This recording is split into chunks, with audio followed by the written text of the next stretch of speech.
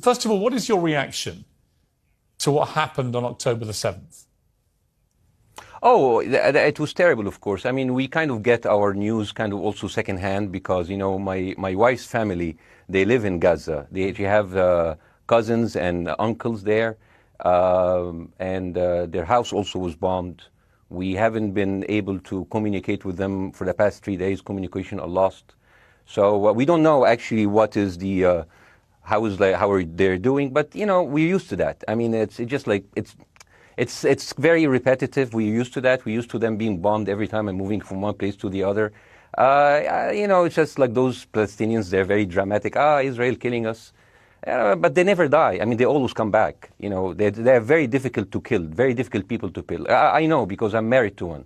I tried many times, couldn't kill her. So if you look to this graph, for example, this is the death of Israeli and Palestinians, and it's changing from 1 year to year. It's like fluctuating like crypto. So my question is today, what is the going rate today for human lives? I mean, 2014 was a great year for Ben Shapiro. 88 Israelis were died, and there was 2,329 Palestinians killed on the other side. That is one Israeli for 27 Palestinians. That is a very good exchange rate. What I'm saying is, what is the exchange rate for today? So you guys will be happy. That's my question. Well, it's not me. It's not me, guys. I'm not on either side. No, not you. Like when I say you guys, I say like people on the other side of that. I know that you don't think like that, Pierre. You're one of the good guys. But let me tell you something. I mean, the reason that I'm using this is that, I mean, I can't remember what happened in 2014, and there was no music festival, but there must be something. I mean, they must do something. It is their fault. It has to be something. I mean, 2018, 300 Palestinians died. Who's counting, you know? So the thing is, what my question is, let's find what is the exchange rate for human life today so we know, expect the future death of Palestinians and we'll be happy to it. If you were Israel, what would you... If I was Israel. If you were Israel and that had happened to you, what would you think would be the appropriate way for the country to respond? I would do exactly like Israel did, kill as many people as possible since the world is letting me do it. I mean, I can do it because I can, you know. But the thing is, you know what, I agree with you. And you know what, I'm going to be even ahead of you because I see the question coming. Do you condemn Hamas for the atrocity? Yes, I condemn Hamas. I condemn Hamas. Hamas is the source of all evil. They're a reason for everything. And you know what, let's for a minute imagine a world without Hamas. Right. What will this world look like? Let's give this word a name, and let's name this word the West Bank. Hamas has absolutely no control in the West Bank, and since the beginning of this year, only through August, 37 Palestinian kids were killed. No music festival, no paragliding, no Hamas. Since the occupation of the West Bank, 7,000 Palestinians were killed. No music festival, no paragliding, no Hamas. I can go on and on and on and on. No, but you don't need to. And the thing is, it is not like something new. I mean, I look at history and I see, I'm sorry to say, and I'm sorry to say this, but Westerners has always dealt like this with indigenous people. You first treated them like savages, you know, Native American, First Nation, Aboriginal. They're savages. Kill all the savages. And then when they're almost extinct, you start feeling sorry for them, you know, like animals. So maybe the solution is that we kill as many Palestinians as possible so the few of them that remains do not bother you. And maybe Netanyahu, when he lives for another 100 years, he'll become a tree hugger. Let me just challenge you on this. And he will campaign for preserving the three Palestinians. You keep talking about... Yeah. I want to understand, what is the logic of Israel carpet bombing Gaza? I mean, if there's a logic, if this will make Israel safe, I want to hear the logic.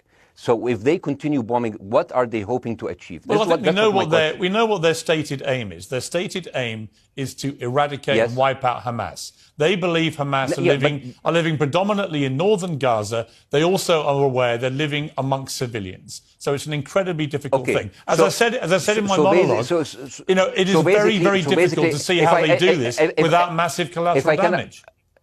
So if I can understand this correctly, basically Israel is doing this to pressure the Palestinian community in Gaza to turn against Hamas. Is that right? I'm sure that's part of it, yes. That's part of it. So this is exactly what terrorist organizations do, because terrorist organizations will have no chance beating a whole nation in battle. So they terrorize and they kill the civilians in order to spread fear and terror so they can turn against their government to change their policy or to resign. You have just compared Israel with ISIS. No, I haven't. I don't see any comparison between It's going to be the headlines tomorrow. Piers Morgan, Israel is ISIS. Only amongst people. You know what? I'm going to do something that nobody done on your television. You know what I'm going to do on your episode? I'm going to pretend that I'm an Israeli citizen. I'm going to put myself in the place of an Israeli settler in the kibbutz.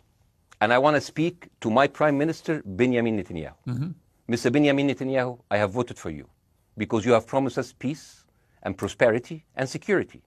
On the 7th of October, those son of bitches Hamas, they went into the fence that is regularly heavily guarded.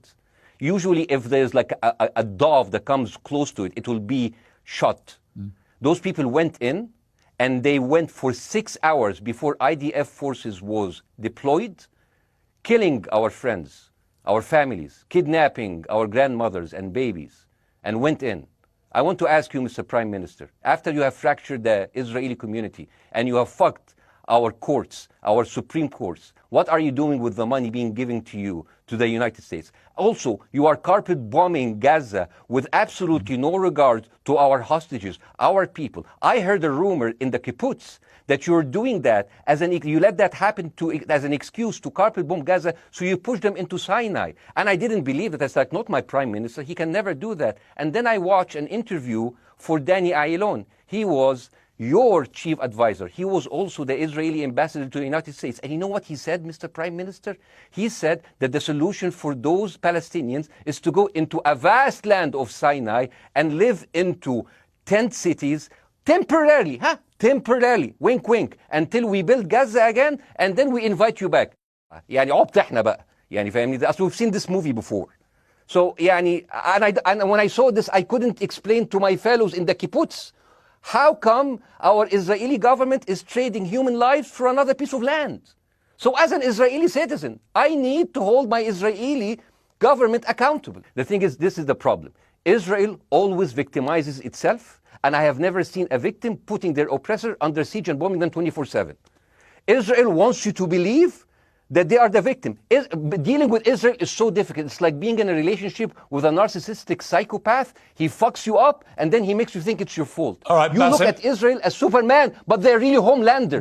Wallahi, they are like they are shooting fish in a barrel, and they are annoyed with the splashes. The question is, how can you justify the killing in the West Bank where Hamas does not exist?